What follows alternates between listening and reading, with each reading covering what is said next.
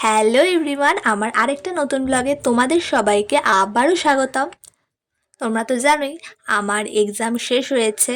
তো দাদা পাগল করে দিয়েছিল, কবে আসবি আমার বাড়ি, কদিন থাকবি, এসে থাক, এইসব বলে টলে। তো দাদার কথা মতো চলে গেছিলাম কদিন ছুটি কাটাতে বুয়া বাড়িতে। দাদা আমাকে মেট্রো থেকে নিতে এসেছিল। তারপর বুয়া বাড়ি যাওয়ার আগে দাদা রাতের ডিনারটা এই হাজি বিরিয়ানি থেকে কিনছিল।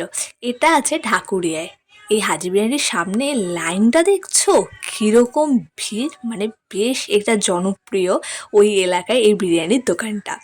তারপর বিরিয়ানি কিনে আমরা চলে গেলাম, সামনেই ছিল একটা মেলাতে, ঢাকুরিয়ার মেলা।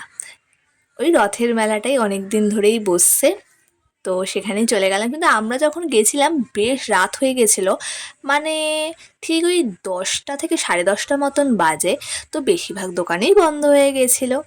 তার দাদা বলছিল কি খাবি বল, পাওভাজি খাবি, মোমো খাবি, কিন্তু আমি বললাম না, এইসব এখন খেলে রাতের বেলায় গিয়ে আমরা বিরিয়ানিটা খেতেই পারবো না। ওর জন্য এমনি এখানে ঘুরছিলাম, বেশিরভাগ দোকানে বন্ধ হয়ে গেছিলো। তারপর দাদা বললো আইসক্রিম খাবি, তখন আমি বললাম হ্যাঁ আইসক্রিমটা খাওয়া যেতেই পারে, আইসক্রিম তো খেতে কার না ভালো লাগে। তো দাদা আর আমি একটা চকলেট সফটি দুটো নিয়ে নিলাম। তারপর এই যে চকলেট সফটি খেতে খেতে চলে আসলাম বুয়া বাড়িতে। তারপর বুয়া আসতে না আসতেই বলল তাড়াতাড়ি ফ্রেশ হ, পরে তোরা গল্প করবি, আগে তোরা খেয়ে নে, নাহলে ঠান্ডা হয়ে যাবে। পুরো গরম ছিল বিরিয়ানিটা।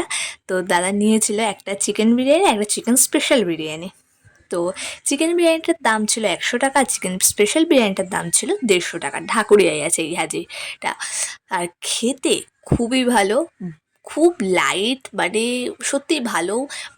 মাংসটাও বেশ সফট, তার সাথে রাইসটাও এত হালকা, আর টেস্টটা যা সুন্দর, মানে কিছু বলার নেই। মানে অনেকের হয় না বিরিয়ানি খেলে তারপরে ঢেকুর ওঠে বা গ্যাস হয়ে যায়, এটার কোনো মানে প্রবলেমই হবে না। তোমরা খেলে বুঝতেই পারবে না তোমরা আগের দিন বিরিয়ানি খেয়েছো বলে। মানে সত্যি এটা খুবই ভালো, লাইট বিরিয়ানি, খুবই ভালো খেতে। তোমরা যদি কোনোদিন ঢাকুরিয়ায় যাও তাহলে এইখান থেকে বিরিয়ানিটা তোমরা খেতেই পারো।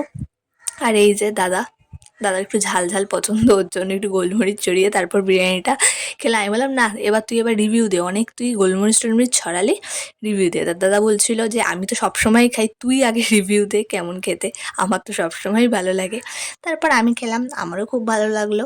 তো এইভাবেই খাওয়া দাওয়া করে অনেকটা রেস্ট নিয়ে তারপর ঘুমিয়েই পড়েছিলাম। আর বেশিক্ষণ ভিডিও করিনি। তো এখানেই আজকে শেষ করি। টাটা, ভালো লাগলে লাইক।